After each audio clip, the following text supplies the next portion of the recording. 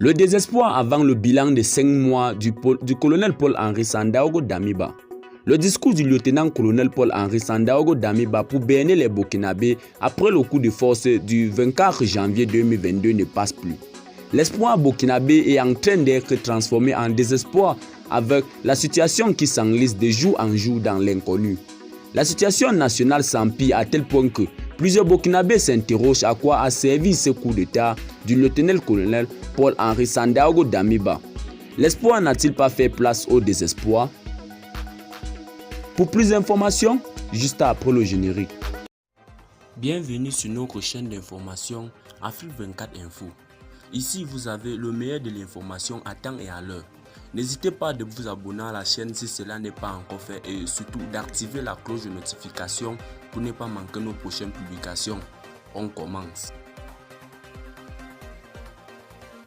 Avant de commencer la vidéo, nous tenons à vous rappeler que les images utilisées dans toutes nos notes d'information sont à titre illustratoire. Nous vous invitons donc à rester poli et courtois dans l'espace commentaire au risque de voir votre commentaire tout simplement supprimé. Merci et bon visionnage à tous. Paul-Henri Sandaogo Damiba et son gouvernement ont plongé les Burkinabés dans le désespoir au regard de la situation sécuritaire qui continue de s'empirer de jour en jour. Les militaires au pouvoir ont justifié ce coup de force en soutenant que les civils étaient incapables dans cette lutte contre le terrorisme. Mais depuis qu'ils sont à la commande, ils ne font pas mieux que les civils car les chiffres montrent de plus en plus le désespoir et pour certains, on n'a plus besoin d'attendre le bilan des 5 mois du président Paul-Henri Sandaogo Damiba. Avec ce lieutenant-colonel Akosiam, on a franchi le seuil de l'insouciance et banalisation du phénomène terroriste car le baromètre des attaques a atteint le paroxysme. Ce pouvoir doit savoir qu'on ne gouverne pas un pays avec des discours avec une mine serrée et un point de flatteur, mais avec les résultats visibles et appréciables de tous les Burkinabés. En effet, depuis la prise de pouvoir par l'armée, la situation est très alarmante et désespérante car on assiste à une véritable défiance vis-à-vis du lieutenant-colonel Paul-Henri Sandaogo Damiba et sa bande. La preuve en est, Saïtenga, les terroristes auraient massacré des populations civiles abandonnées à elles-mêmes après ce repli des forces de défense et de sécurité suite à une précédente attaque des terroristes. Aujourd'hui, c'est un militaire qui était en première ligne dans cette lutte contre le terrorisme qui est au pouvoir.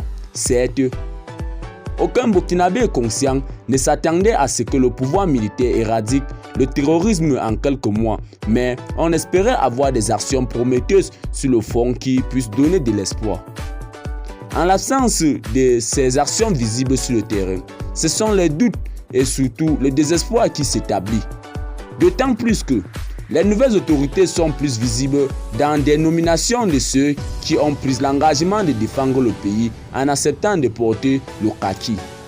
Ce pouvoir est néanmoins concret dans les révocations des directeurs généraux avec effet immédiat que dans la lutte contre le terrorisme.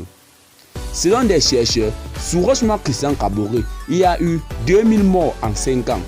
En 100 jours d'exercice de pouvoir par le lieutenant-colonel Paul-Henri Sandaogo Damiba, on dénombre environ 500 victimes des terroristes. Une moyenne de 167 morts par mois, là où on a eu 34 par mois sous Roch-Marc Christian Kaboré. Ce qui signifie que le terrorisme fait 5 fois plus de victimes sous le pouvoir du lieutenant-colonel Paul-Henri Sandaogo Damiba, qui affirme pourtant dans un de ses discours pouvoir faire mieux que le président déchu à travers une restauration des zones perdues. Le coup de force fut donc une véritable arnaque et la situation sécuritaire burkinabé n'a jamais été aussi précaire que depuis l'arrivée au pouvoir des hommes en kaki. L'heure est grave et l'espoir tend vers le désespoir. Qu'en pensez-vous de cette situation du Burkina Faso?